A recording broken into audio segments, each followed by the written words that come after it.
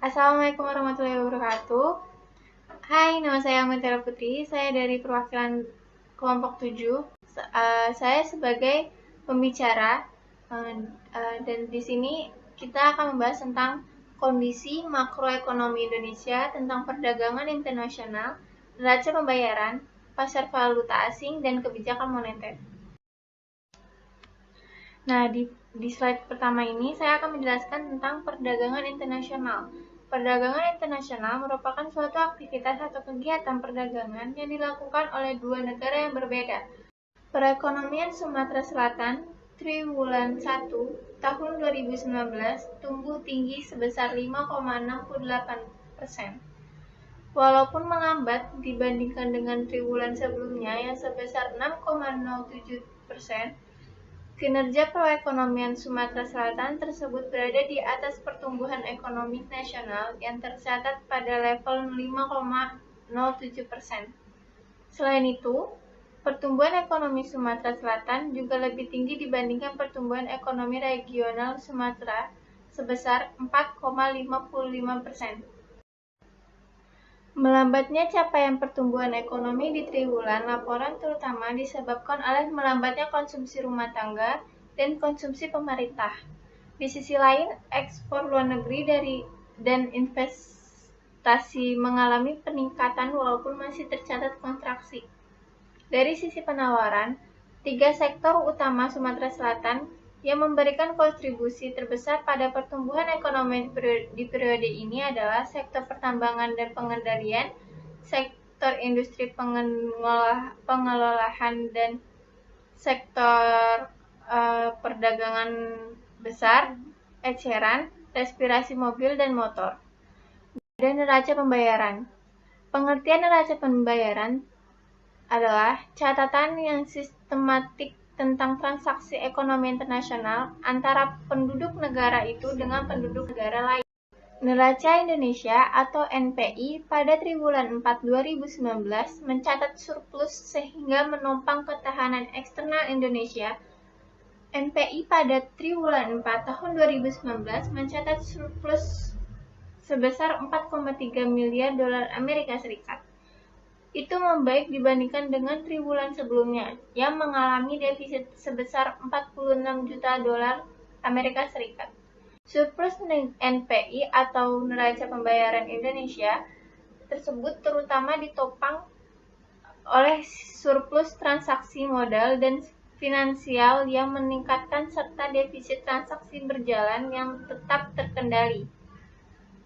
Dengan perkembangan tersebut, posisi cadangan devisa pada akhir Desember tahun 2019 mencapai 129,2 miliar dolar Amerika Serikat, meningkat dari 124,3 miliar dolar Amerika Serikat pada akhir September tahun 2019.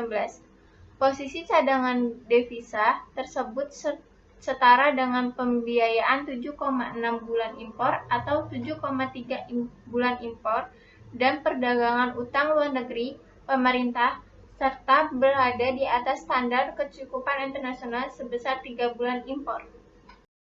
Selanjutnya, saya akan menjelaskan tentang pasar valuta asing. Valuta asing disebut juga dengan falas.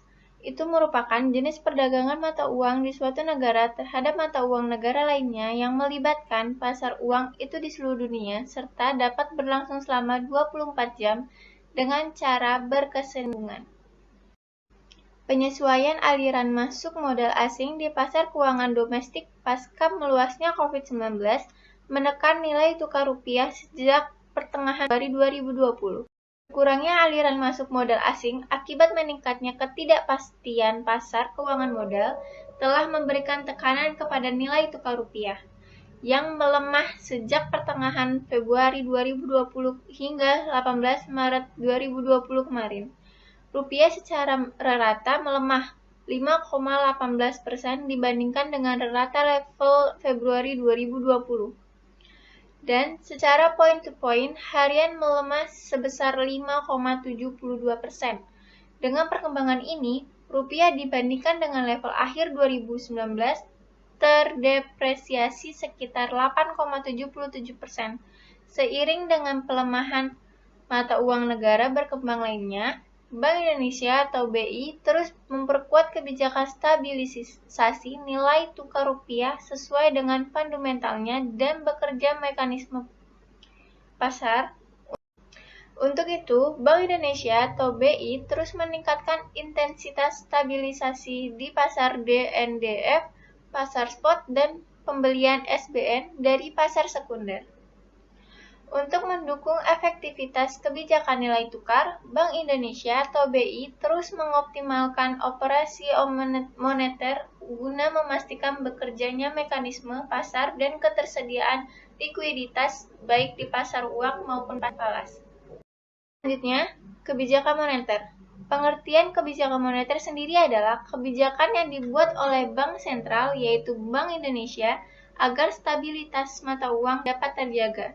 Rapat Dewan Gubernur atau RDG Bank Indonesia pada 22-23 Januari 2020 memutuskan untuk mempertahankan DI 7-day reverse repo rate atau I7DRR sebesar 5,00%, suku bunga deposit facility sebesar 4,25%, dan suku bunga lending facility sebesar 5,75%.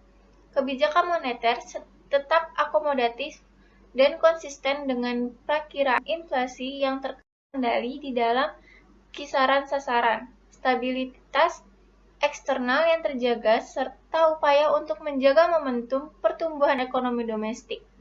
Strategi operasi moneter terus ditunjukkan untuk menjaga kecukupan likuiditas dan mendukung transmisi bauran kebijakan yang akomodatif. Sekian yang telah saya sampaikan. Mohon maaf jika ada salah kesalahan kata. Sekian dan terima kasih. Wassalamualaikum warahmatullahi wabarakatuh.